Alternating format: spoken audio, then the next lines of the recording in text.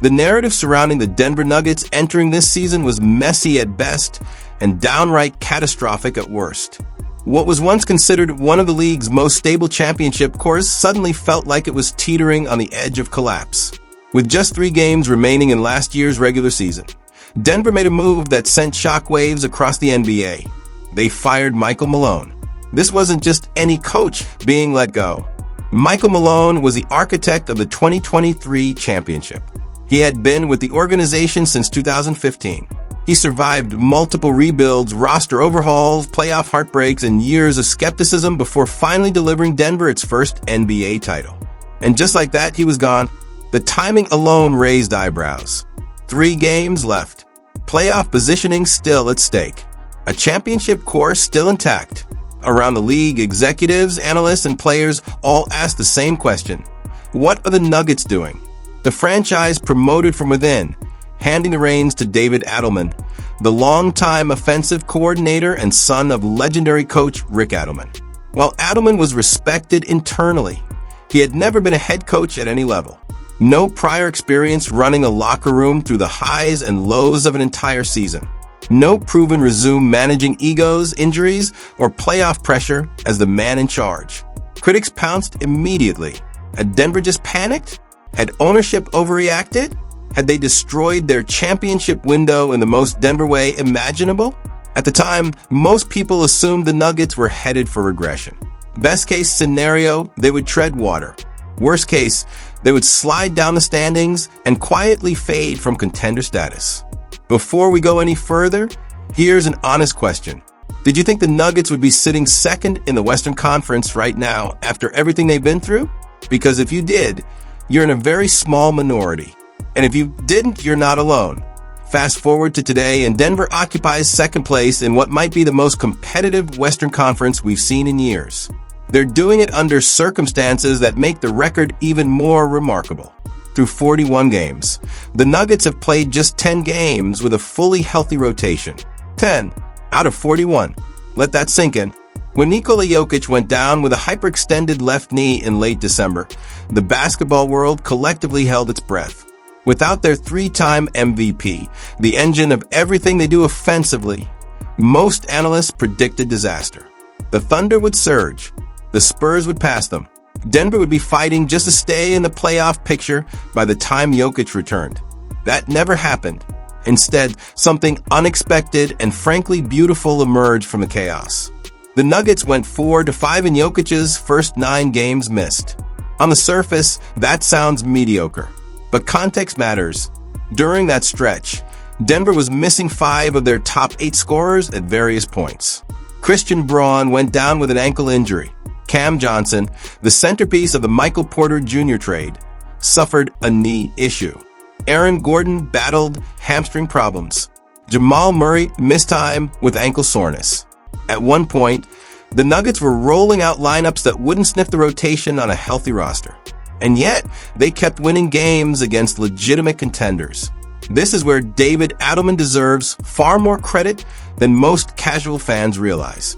When Adelman took over as interim coach during last season's playoffs, he showed flashes of tactical creativity that caught the front office's attention. He implemented zone defenses that completely disrupted Oklahoma City's rhythm. He experimented with lineups Malone had been reluctant to try. He adjusted on the fly.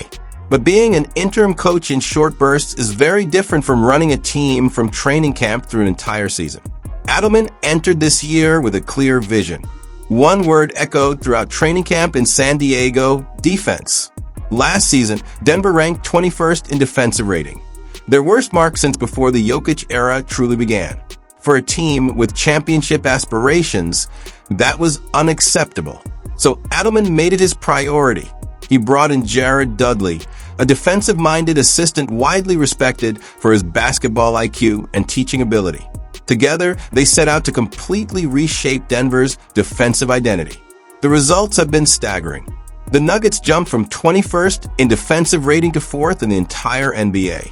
4th, they went from being a liability on that end to one of the most suffocating defensive units in basketball.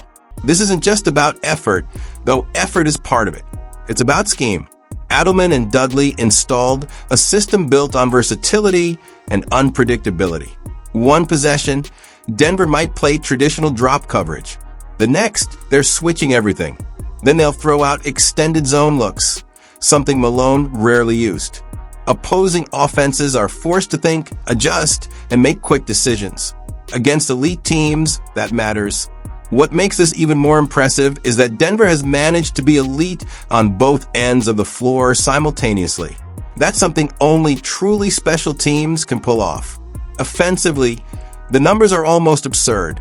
Denver leads the NBA in offensive rating. They average 122, 6 points per game. They shoot 51, 3% from the field and 40, 6% from three. These aren't just good numbers. They're historically dominant. And they're doing this with a roster that has been in constant flux due to injuries. Adelman has kept the offensive machine humming regardless of who's available. That speaks to both the system and his ability to maximize the talent on the floor each night. Jamal Murray is the clearest example of that. Murray is having the best season of his career, and it isn't particularly close. He's averaging 25, 8.7, 5 assists and 5 rebounds per game while shooting 49, 6% from the field and an outrageous 44, 8% from three. Those aren't just all-star numbers. Those are all NBA caliber numbers. For a player who has never made an all-star team despite being the second best player on a championship roster. This season feels like validation. Everything Murray has worked for is finally showing up in the box score. What makes it more impressive is the context. Murray has historically been a slow starter, often spending the first 2 months shaking off rust. Not this year. He entered training camp in peak condition, focused entirely on conditioning instead of rehab. The difference is obvious. He's explosive, he's decisive, and most importantly, he's consistent. When Jokic went down, Murray seamlessly stepped into the number one role. He dropped 33 and 35-point games, controlled the offense, and kept Denver afloat.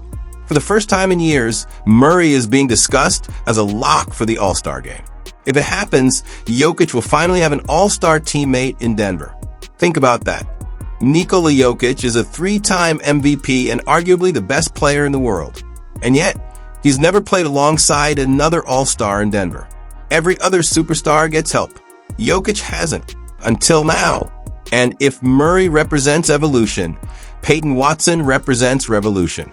Watson, a 23-year-old wing who barely played during his first 2 seasons, has become one of the most compelling stories in the league.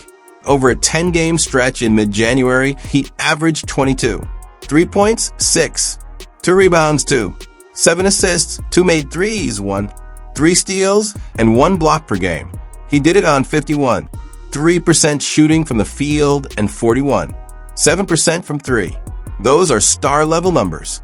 Watson earned Western Conference Player of the Week honors, joining Jokic and Murray as the third Nugget to win the award this season. He scored 30 points against Boston on the road, snapping their 5-game winning streak. Then he followed it up with 31 against New Orleans. Kevin Durant noticed. The future Hall of Famer reposted Watson's stat line with a simple stamp of approval. When Kevin Durant notices you, you're doing something right. Watson joined elite company, becoming one of only a handful of players since 2001 to post similar scoring, defensive, and shooting numbers over a comparable span. What's most encouraging isn't just the production. It's the complete game. Watson runs pick and rolls, makes smart reads, cuts without the ball, crashes the glass, and defends at an elite level. Last season, he finished with 93 blocks in limited minutes, ranking 16th in the NBA and second among players under 6 feet 10 inches. 17 of those blocks came on 3-point attempts, the most in the league. So what happens when Jokic returns? Adelman has been diplomatic, but the reality is simple. You don't bench a player producing at this level. Watson has made himself indispensable. As the Nuggets sit at 28-13, second in the West, they've survived everything imaginable. Coaching, turmoil, injuries, adversity. They've emerged stronger, deeper, and more dangerous than ever. When Jokic returns, the league better be ready.